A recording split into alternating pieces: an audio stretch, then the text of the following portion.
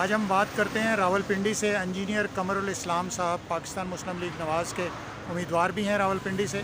سر کیسے ہیں آپ؟ آج یہاں تشریف لائے ہیں میاں نواز شریف صاحب کی پیشی کے موقع پر، کیا کہیں گے آپ ان کے کیسز کے بارے میں؟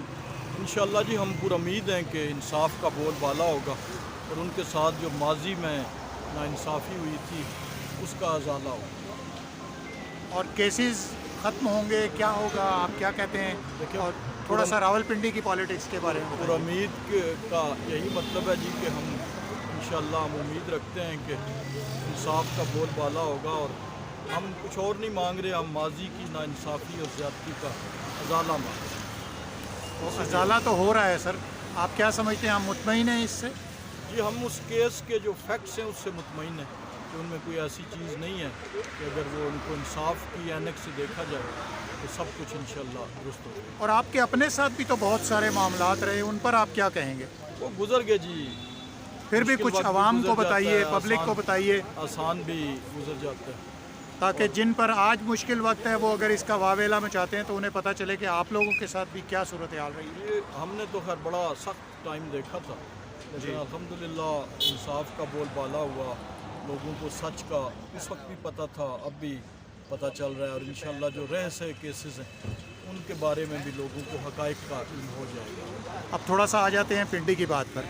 راولپنڈی میں پی ایم ایل این کا کیا سٹانس ہے اور کیا صورتحال ہے اس وقت آپ سمجھتے ہیں؟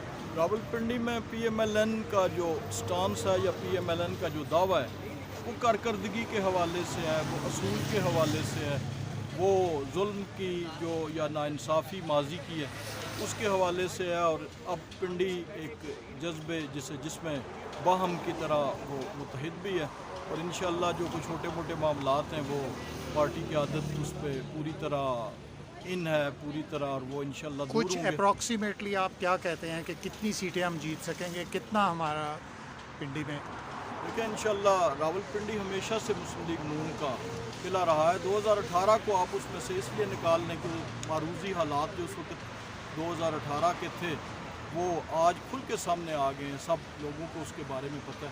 تو انشاءاللہ پاکستان مسلم لیگ نون راولپنڈی کا ایک مرتبہ پھر قلعہ ثابت ہوگی 8 فروری کے الیکشن۔ تو نوجوان طبقے میں مسلم لیگ کی مقبولیت کے بارے میں آپ کیا کہیں گے؟ آپ ہمارے کسی جلسے کسی پروگرام میں اس کو ذرا آپ آج کل تو میڈیا کا دور ہے اس کو ذرا فوکس کر کے اور اس کو جو کر کے دیکھیں گے تو آپ کو اس میں نوجوانوں کی اکثریت نظر آئے گی اور میں اس دعوے سے کسی اور کے دعوے سے اتفاق نہیں کرتا کہ شاید یوتھ کسی اور کے ساتھ ہے۔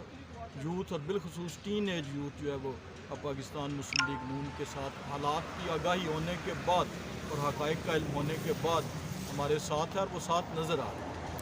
تو آپ خود اپنے بارے میں کیا کہتے ہیں یہ سیٹ نکالتے ہوئے؟ اپنے بارے میں کچھ کہنا مناسب نہیں ہوتا، نہیں، وہ کچھ لوگ اس کے بارے میں کہیں کچھ ہلکا پھلکا آپ ضرور بتائیں کبھی تاکہ اپنے بارے میں کوئی بات نہیں کی۔ میں ہمیشہ کہتا ہوں کہ یہ میرا فیصلہ میرے دوست میرے بھائی کریں گے، میں ان کا پرچم بردار ہوں، میں ان کا جھنڈا اٹھا کے ان کے ساتھ چلتا ہوں، فیصلہ ان کا ہوگا، وہ فیصلہ ہوگا ان کا، وہ ہمارے یہ چھوٹے چھوٹے جو جلسے میرے حلقے میں ہوئے ہیں اس میں لوگوں کو نظر آ گیا ہے، پورے پنجاب کو نظر آ گیا ہے، مخالفین کو نظر آ گیا ہے۔ بہت شکریہ جی۔